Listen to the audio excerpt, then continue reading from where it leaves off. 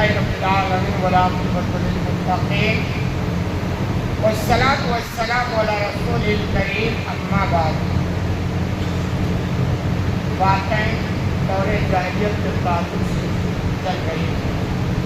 حدیث نمبر 3850 عبداللہ بن عباس رضی اللہ عنہما بیان کرتے ہیں، خلال من خلال الجاہلیہ، کہ جاہلیت کے عادتوں میں سے یہ بھی تھی، یعنی دور جاہلیت کے جو کام کیا جاتا تھا جاہلیت کی بنا پر، ان میں سے یہ کام تھے۔ کون کام گنایا؟ الطعن بالانساب، نسب میں عیب لگانا، طعنہ دینا۔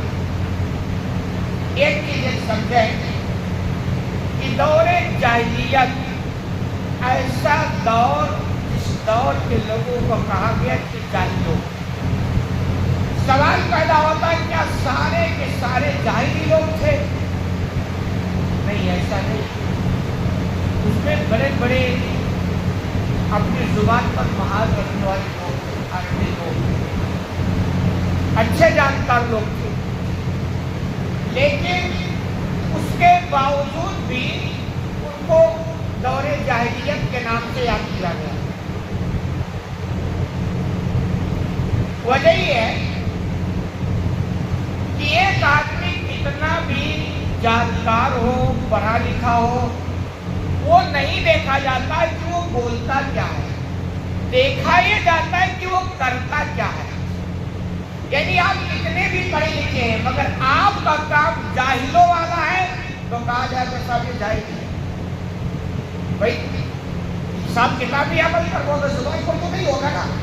تو ایسے دور جاہلیت کے دور میں بھی لوگ پڑھے لکھے لوگ تھے، اتنے پڑھے لکھے لوگ تھے کہ اپنے علاوہ دوسروں کو وہ عجمی کہتے تھے، یعنی عربی کے علاوہ کوئی بھاشا وہ سمجھتے نہیں۔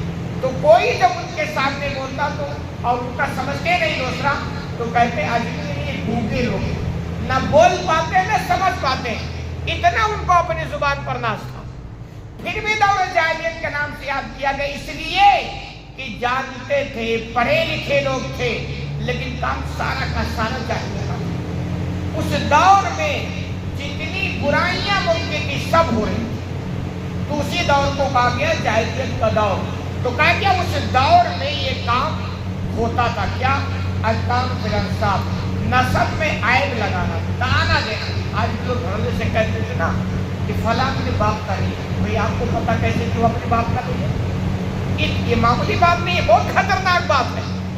تو دور جاہلیت میں بھی یہ بیماری تھی کہ لوگ کسی کے بارے میں کہتے یہ باپ کا نہیں ہے۔ جانتے اس کا نتیجہ کیا ہوتا ہے؟ کتنا خطرناک ہے۔ ایک آدمی کے کان میں اگر یہ خبر لگ گئی کہ لوگ مجھے کہہ رہے ہیں کہ یہ اپنے باپ کا ہے، اور شیطان نے گیم کھیل دیا اور کہیں اس کو تھوڑا سے بھی ڈاؤٹ ہو گیا کہ کیا ممکن ہو، بھائی لوگ کہہ رہے تو کچھ تو بات ہوگی، شیطان کچھ بھی گیم کھیل سکتا ہے۔ اور جیسے ہی اس کے دماغ میں یہ بات گھسی کہ میں اپنے باپ کا نہیں ہوں، باپ کی اہمیت تو ختم ہو گئی نہیں کیسے؟ بھائی اگر لگے کہ جو میرا باپ بنا وہ میرا باپ نہیں ہے، آپ بتاؤ، عزت ختم، احترام ختم، سب کچھ ختم۔ کیونکہ باپ کا جو مقام ہوتا ہے نا اس طرح وہ کسی دوسرے کو مقام نہیں دے سکتا۔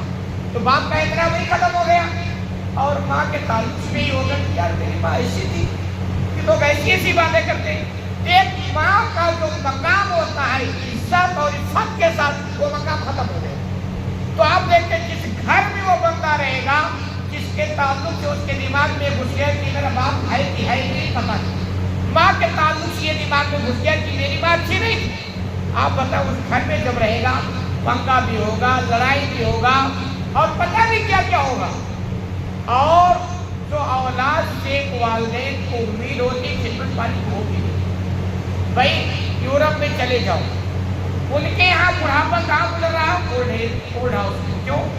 اس لیے کیونکہ ایک عام سی بات ہے، کوئی یہ نہیں کہہ سکتا کہ جو ہمارا باپ دکھ رہا پتہ نہیں یہی باپ ہے کہ کوئی اور ہے۔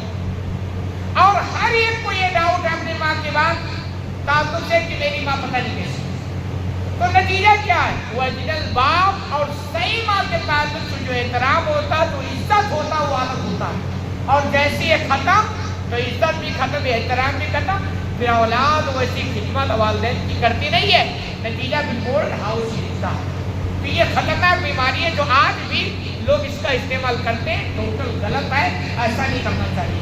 لوگ کہتے ہیں یہ اپنے باپ کا نہیں لگ رہا، اپنے باپ کا نہیں، خطرناک بیماری ہے، بلکہ دور جاہلیت کی بات ہے۔ اور دوسرا فرمایا وہ نیا عادت، اور دوسری عادت کی نوحہ کرنا، یعنی کوئی مر گیا تو چیخنا چلانا، اس کی باتیں یاد کر کے اس سے کہانیاں کرنا، گریبان چاک کرنا، گالوں پر چاٹے مارنا، یہ ساری چیزیں دور جاہلیت میں ہوا کرتی ہیں۔ اسی کو نوحہ کرنا کہا جاتا ہے کہ دور جاہلیت کی یہ چیز تھی، اور اس کا نقشہ آج کہیں نہ کہیں دیکھنے کو ملتا ہے، خاص طور پر ماں اور بہنوں کے درمیان۔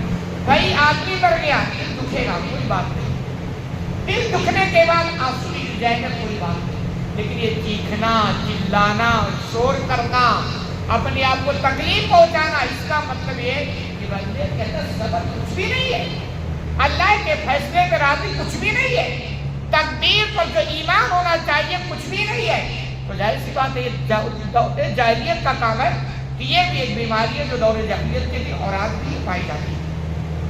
وَنَسْيَ الثَّلَاثَ، کرے تین عادتوں کو بیان کیا لیکن تیسرا راوی بھول گئے۔